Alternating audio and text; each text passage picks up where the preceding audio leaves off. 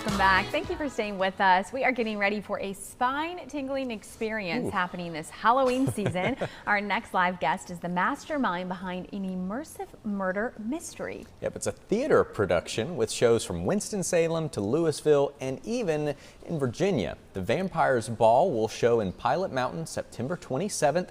Asheboro on October 19th, it's on your screen, and Winston-Salem on October 24th. So let's welcome Jennifer Johnson Brown, the owner and president of J.J. Brown Productions. Good morning, Jennifer. Thanks for being here. Morning. Hello. Okay, we see you're in costume, right? Yeah. Yes, I am. I like it. Thank fancy. you. Very fitting. So just share with us, what is the Vampires Ball all about? Well, it started as just this random thought that my husband and I were having as we were driving back from visiting his stepchildren, or his children, my stepchildren in Richmond. And then the next thing you know, before we'd even written any of it, I called and booked 17 shows. So it turned out to be a great idea that we had before we wrote it. So it turns out that the Vampires Ball is the celebration annually where all the vampires of the different covens from all around the world come, gather, we have a good time. It's kind of like almost like a big festival. I would even put it there with a Ren Fest, that atmosphere. But you do get to see a show. You go through 2 rounds of clues with interrogating all the performers as they come around to you. For this one, you even get your professional portrait made. We have a professional photographer there with us. His name is Dakota Johnson. He's going to be out there taking photos, and everyone gets those that are included with their ticket. And then at the end, they compete to see who is got the right answer and becomes top detective, where they get a trophy, a certificate, and 2 tickets to a future J.J. Brown Productions event. Wow, that's awesome. I love how it's interactive and stuff. That seems really cool. I know it's obviously not easy preparing for all these different shows and things in theater. How do you guys prepare? Are the audiences, unpredictable sometimes too? And what are some of the challenges you face? Yes, audiences can definitely be a challenge. We haven't really had too many issues when it comes to the audience. We have a good crowd that come to our shows. It's really amazing to see how many different walks of life can come together, and they're all interested in some kind of true crime or crime podcast, or even just watching shows like Law and Order or SVU.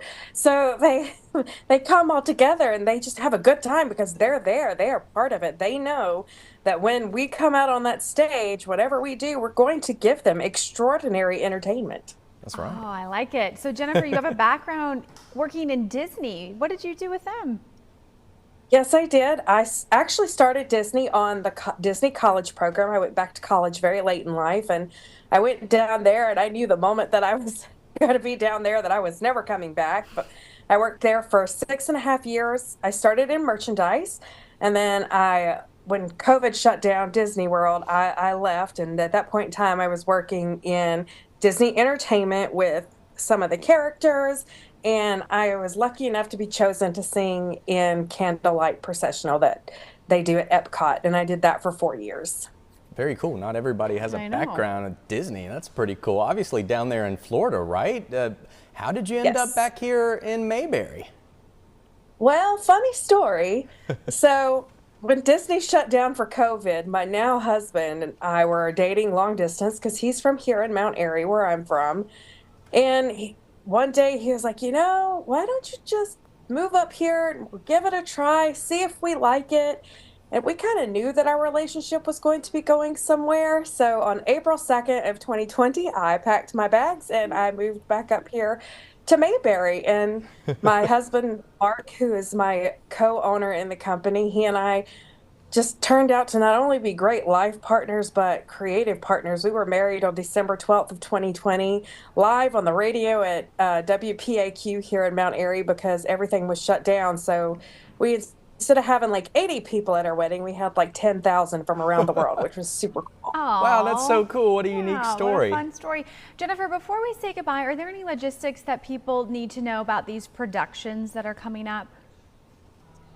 They're fun. Come have a good time. You don't have to talk to the characters if you don't want to. You don't have to dress up if you don't want to. However, we thoroughly encourage it, especially since you get your portrait made. One of the audience members is going to be crowned the leader of the Vampires Ball. And it's so exciting and so immersive. And you never know, you might go home with that golden trophy. You'll have to find out. Yeah, Okay, that's always a Jennifer, good prize. Thank you for your time and good luck for your upcoming shows. And folks at home, Vampires Ball will be at Pilot Mountain September 27th and Asheboro on October 19th and Winston-Salem as well as Louisville on October 24th.